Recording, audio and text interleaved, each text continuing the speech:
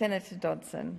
Thank you, Madam Acting Deputy President. I present the report on the Joint Standing Committee on Aboriginal and Torres Strait Islander Affairs on its inquiry into the application of the United Nations Declaration on the Rights of Indigenous Peoples in Australia, and I move that the Senate take note of the report.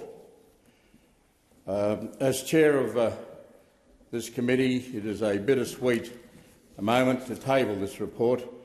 It's a very significant report on behalf of Indigenous peoples' rights, but it will be my last report to this parliament. I want to first thank all of those who engaged in the inquiry by providing submissions or appearing as witnesses. I particularly thank the Aboriginal and Torres Strait Islander peoples and organisations. I cannot list you all right now, but your thoughts and your thoughtfulness was so valuable. UNDRIP was drafted and formally debated for almost 20 years before its adoption by the United Nations General Assembly in 2007. It remains the most comprehensive universal human rights instrument addressing the rights of Indigenous peoples. Australia has been a signatory since 2009, and so we accept the UNDRIP to be a standard of achievement to be pursued in a spirit of partnership and mutual respect, and that comes straight from UNDRIP. The UNDRIP contains 46 articles affirming the collective and individual rights of Indigenous peoples. These relate to cultural, spiritual, economic, social rights, rights of self-determination and to be free from discrimination. Importantly, UNDRIP does not create any new or special rights. It reflects existing human rights from other instruments and applies them to the specific context of affected Indigenous peoples. We were asked to undertake an inquiry into the application of UNDRIP in Australia, with particular reference to the international experience of implementing UNDRIP, options to improve adherence to UNDRIP in Australia, how the Uluru Statement could support the application of UNDRIP. We held 7 hearings and we had the benefit of over 140 submissions. We drew on international experiences. When we drew on those, we explored the success and the challenges. We were also conscious to ensure the unique Australian circumstance was considered. UNDRIP as a standard, it is clear that UNDRIP offers us an accepted standard for an improved relationship with Aboriginal and Torres Strait Islander peoples. Some in this place might get nervous about the idea of international standards. However, there is no need for that because they are consistent with our Western democratic institutions. UNDRIP reaffirms the right of Indigenous peoples, but it also guarantees that the realisation of these rights must preserve the integrity and unity of the nation-state, that is, the unity of Australia. Like many human rights instruments, UNDRIP reinforces fundamental pillars of our democracy: freedom from discrimination, rights to celebrate cultural and spiritual diversity, to speak one's language and raise families in peace and prosperity. These should be aspirations of any healthy Western democracy. When Indigenous people etched their aspirations into UNDRIP, they did so with the well-being and survival of future generations in mind.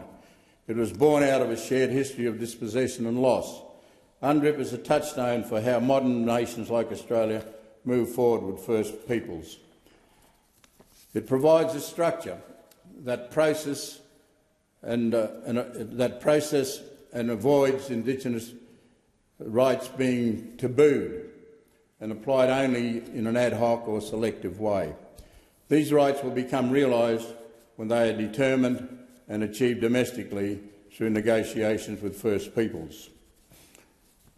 We must continue to seek common ground with courage and not capitulation.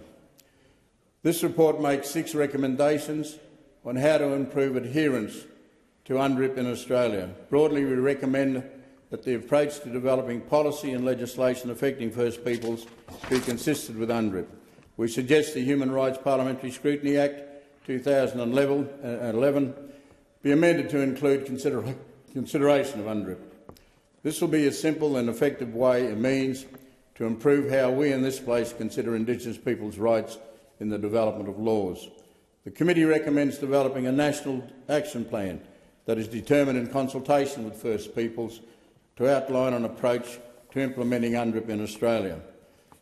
This is underway in Canada and New Zealand, It can be a mechanism for us to design the way forward together. Decisions about the form and content of a plan will require deep and committed negotiations with First Peoples, and it will take time because the consultations must be thorough. First Peoples' contributions must determine how the application of this is in our context and how they should proceed. Such efforts should occur in coordination with all levels of government. As senators, we know the important role that states and territories play. We also recommend a greater education of Australian history, civics and human rights, because international experience tells us this is a key. Finally, the committee recommends that the Commonwealth establish an independent process of truth-telling and agreement-making. And I have not had the courtesy of reviewing the additional comments or contrary positions that may be contained within this report, so I can make no comment on those.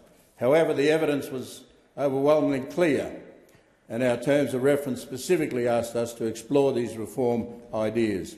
The principles underscore such aspirations are reflected in UNDRIP. UNDRIP is a strong foundation for taking Australia forward in its relationship with Aboriginal and Torres Strait Islander peoples, a relationship underpinned by mutual recognition of and respect for one another's rights and responsibilities. At the heart of this report is a call for governments and civil society to genuinely engage with the rights of Indigenous peoples. It proposes possible ways to do so in a coordinated and good faith manner.